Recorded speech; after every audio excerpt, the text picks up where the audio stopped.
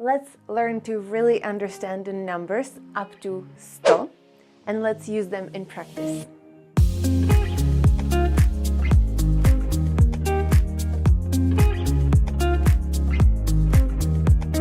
Ahoj, jsem Kateřina, jsem učitelka češtiny pro cizince and this is another lesson from my 0 to A1 course in Czech. In this lesson, I want to cover Czech numbers 11 až 100. So if you're struggling with the numbers 0 až 10, check out my previous video. This class is as usually going to be practical. So take a pen, print out the exercise sheet from the link down below and let's get started. Thanks God, Czech numerals have a good system of endings, so you don't need to memorize every number as a new word.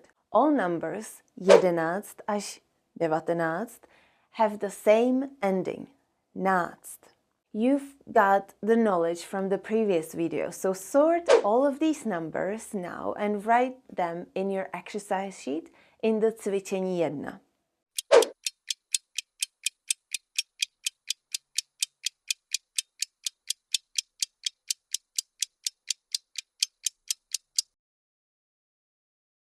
Here are the answers.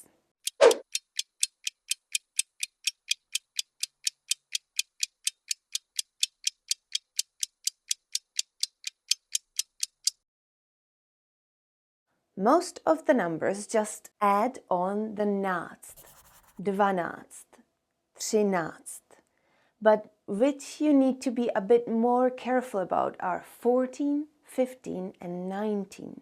14 is not 14, but it's 14. 15 is not 15, but 15. And 19 is not 19, but 19. Do you remember that these lessons come with a course in an online vocabulary app where you can practice all of these new numbers in an interactive way? So check out the link in the description. And now let's practice more. Cvičení 2. Listen and write down the words and the digitals. 11, 14,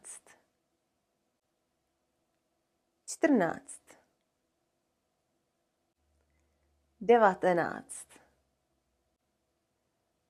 12, 18, 15,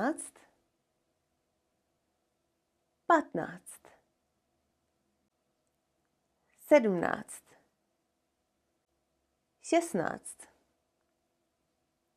16, 13, and here are the answers.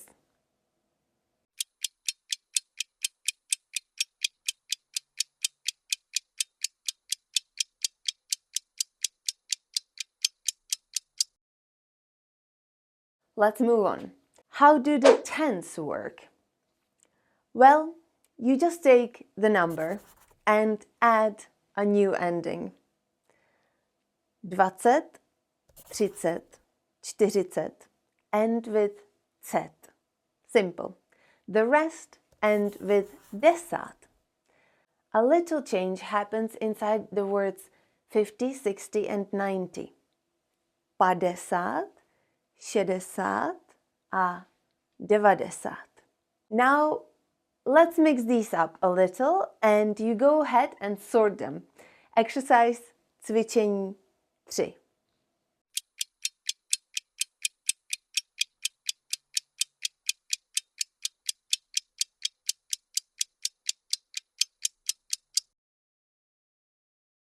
And here are the answers.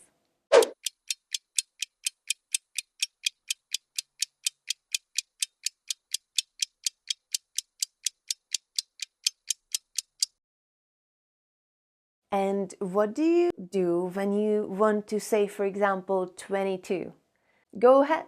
It's the same system as in English. 22, 22. No catch there. So now let's practice talking. Say these numbers out loud before you hear me say them. 31,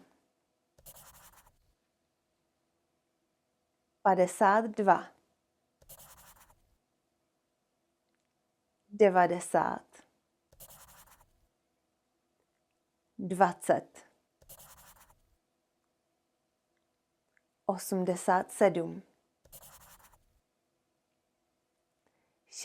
40,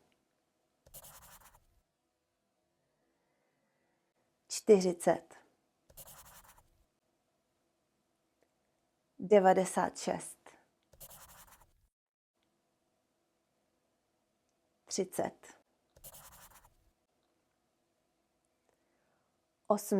30, 84, 25, 60,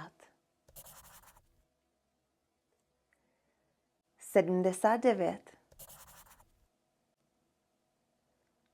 50, 62. And now tell me the teens. 16,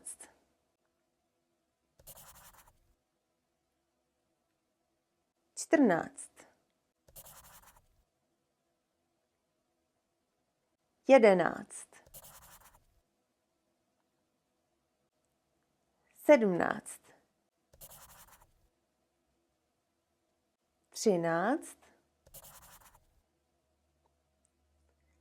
13, 19, 12,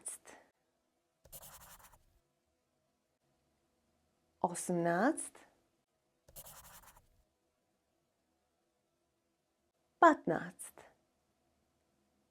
And now take your exercise sheet and practice writing all these in the cvičení 4. And careful, the náct and desát always have a long sign above.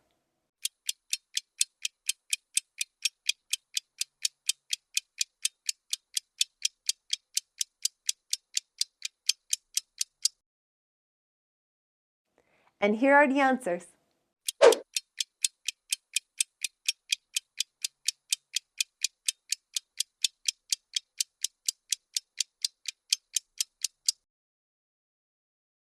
Now a listening exercise, cvičení 5. In this one, I will cover all numbers we learned so far. Write the digital number that you hear. 17, 20, 15, 100,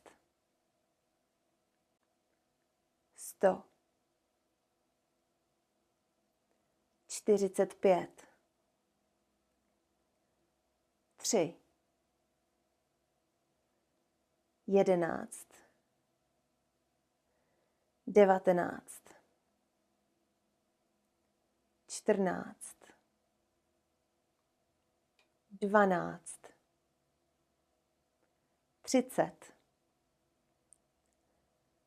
19, 14, 12,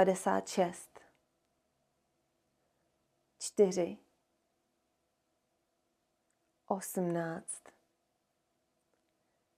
96, 4, 18, 13, 16, 40, 10. And here are the answers.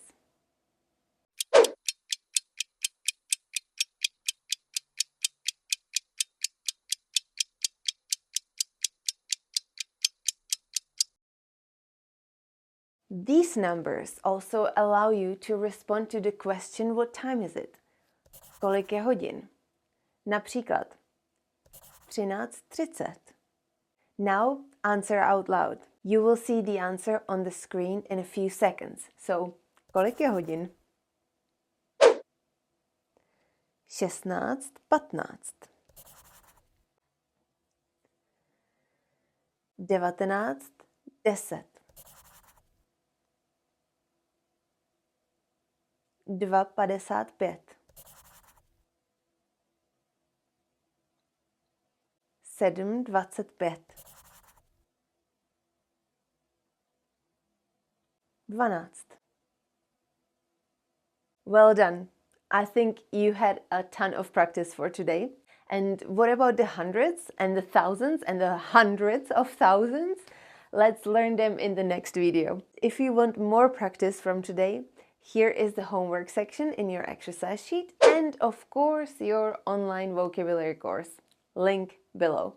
Let me know in the comments below if you have any questions, and if you find this video and content useful, please let me know by commenting, subscribing or hitting the like button down below. That will really do magic for my channel. Keep learning, keep studying, and I will see you again in the next video.